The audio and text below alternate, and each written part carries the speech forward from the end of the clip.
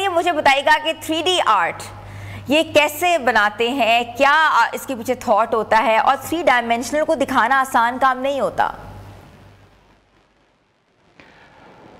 जी Hina, basically ये तो है एक रिलीफ आर्ट है जो कि बड़ा पुराना आर्ट है, दुनिया में मुख्तलिफ जगहों पे मुख्तलिफ तरीक़ों से किया जा रहा है।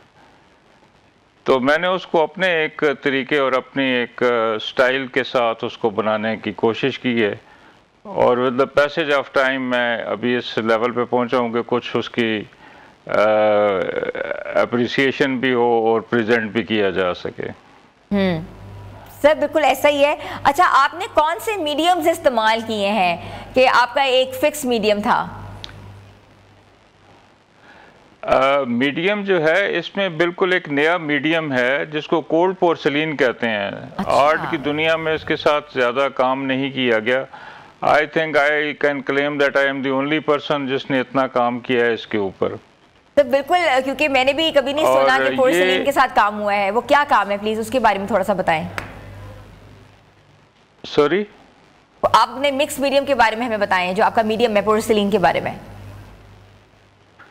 जी, कोल्ड पोर्सलीन एक मीडियम है। It is a sort of a clay जो एयर ड्राइड होती है, जो अर्जेंटीना में समवेयर इन 1980 में इसको इजाद किया गया था, और फिर दुनिया में इसको इस्तेमाल करते हैं। कहीं पे इसको स्कपकी के नाम से बोलते हैं, या मुख्तलिफ ब्रांड्स हैं, लेकिन ये होम मेड होती है जिसमें वाइट ग्लू और कॉर्न फ्लावर वगैरह इस्तेमाल करके इसको बनाया जाता है।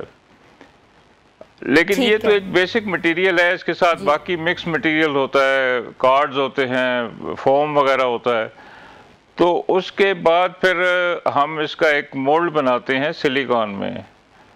लेकिन अभी जो आप देख रहे हैं मेरे पीसेस, वो सारे फाइबर ग्लास में हैं, और फिर बाद में उनको पेंट किया जाता है।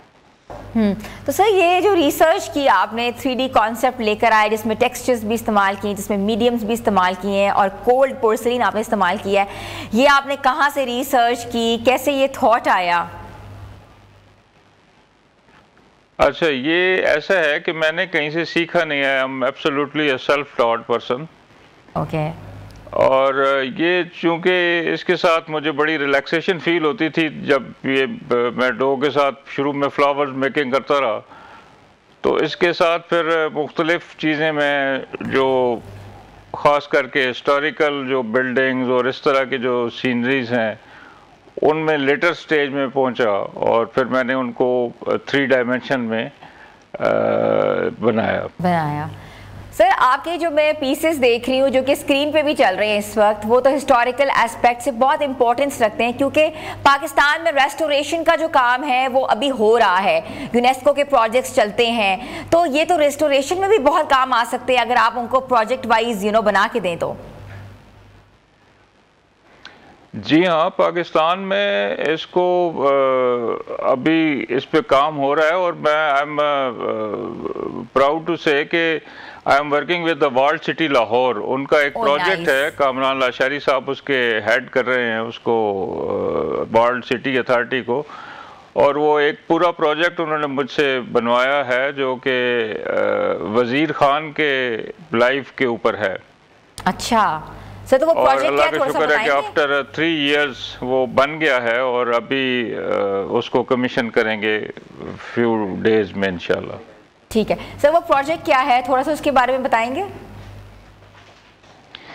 जी, प्रोजेक्ट ये है कि उसमें वज़ीर खान एक जो थे वो he was a physician at the time of Jahangir, यानी वो एक तबीब थे।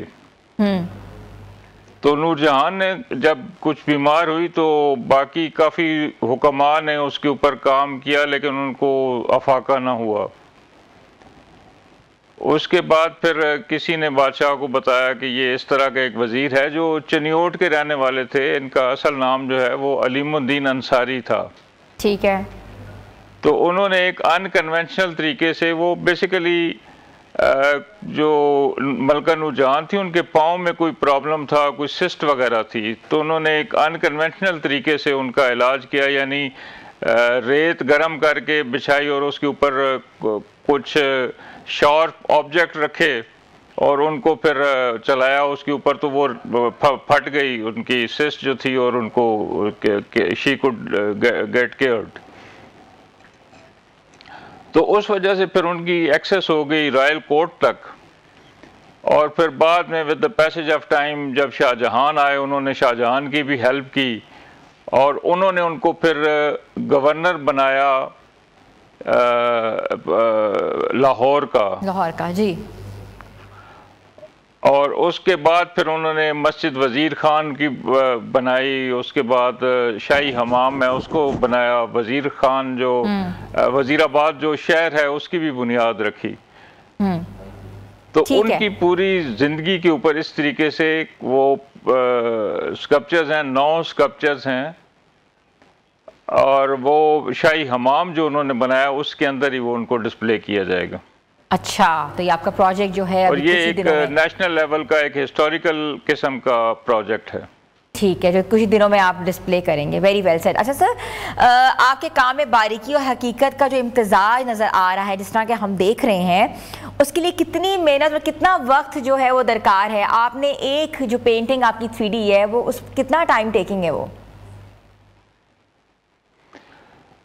इनफ टाइम तो इसमें डिफरेंट लगता है ना, जैसे उसकी डिटेल, उसका साइज़, उसके ऊपर फिर मेरा अपना मूड, तो ये सारी चीज़ें मिला के फिर डिफरेंट टाइम लगता है। महीने से लेके 6 महीने तक भी लग जाते हैं एक पीस को बनाने में। अच्छा, तो बड़ा इसमें कहते हैं मेहनत अलग काम है, और आप फिर सोच विचार भी बहुत होती पड़ती है। अच्छा, पाकिस्तान में आर्ट के स्कोप को आप कैसे देख रहे हैं? पाकिस्तान में बहुत से आर्टिस्ट निकले हैं, बहुत आर्ट कॉलेजेस हैं, आर्ट काउंसिल्स हैं। आप क्या समझते हैं कि एक आर्टिस्ट को पाकिस्तान में एक पजीराई मिलती है? मुझे कोई इसमें ज़्यादा हौसला अफजा किस्म की बात तो मैं नहीं कर सकता कि पजीराई मिलती है। शायद अभी कुछ लोगों में शऊर आना शुरू हो जाए, या वो इसमें आगे कोई इसकी पजीराई करें। बट सरेदस्त इसको अगर कोई चाहे कि वो एक प्रोफेशन अडॉप्ट करे एक यंगस्टर, तो उसके लिए थोड़ा सा मुश्किल होगा। May be with the passage of time, वक्त आने पे इनको लोगों के अंदर वो चीज़ आए जो कि उनको अप्रिशिएट किया जाए। क्योंकि जब कोई बच्चा अगर कहता है जी कि मैंने आर्टिस्ट बनना है, तो सबसे पहली मुखालफत तो उसको घर में होती है। वो उसको इंजीनियर या डॉक्टर या इस तरह की चीज़ बनाना चाहते हैं। तो कोई भी आर्टिस्ट नहीं, जो बेसिक है वो सब आपकी हॉबी या उस स्टाइल पे चल रहा है मामला, कि आपका साइड जो पैशन है वो होना चाहिए बीइंग एन आर्टिस्ट। लेकिन पाकिस्तान के साथ बड़े बड़े नामवर आर्टिस्ट हैं जिन्होंने वाकई बहुत अच्छा काम भी किया हुआ है। अच्छा, मुझे थोड़ा सा ये बताइएगा कि नॉस्टैल्जिया और रेनेसेंस, इस चीज़ों को आप कैसे इंटर रिलेट कर रहे हैं? नॉस्टैल्जिया तो मीन्स कि आप पुरानी चीज़ों को याद दिला रहे हैं, उन चीज़ों की जो कि हम भूल चुके हैं। बट हाउ अबाउट रेनेसेंस, जो period of arts and science है, उसको आप कैसे लेके आगे चल रहे हैं? नॉस्टैल्जिया जो है वो मेरा जो ओवरऑल थीम है अपने आर्ट का, वो नॉस्टैल्जिया है। नॉस्टैल्जिया को आप पता ही है कि वो कैसे आप उसको जब किसी चीज़ को देखें, या कोई ऐसा आपके सामने कोई पुराना गाना आ जाए, या कोई आप फूड ऐसा खाएं तो आपको पुरानी याद आ जाए, तो वो नॉस्टैल्जिया उसके वो उस ज़ुमरे में है। तो ये जब भी मेरी जितनी भी चीज़ें हैं, पेंटिंग्स हैं या जो भी ये मेरे आर्ट पीसेस हैं, इनको जब आप देखते हैं तो आप ज़ाहिर है कि पुराने वक्त में चले जाते हैं, और अपने आप को इस दुनिया का जो फ़िलहाल जो चल रहा होता है आपके अंदर एक शोर है दुनिया का, उससे कट ऑफ हो जाते हैं, और आप कुछ देर के लिए अपने आप को वहाँ महसूस करते हैं।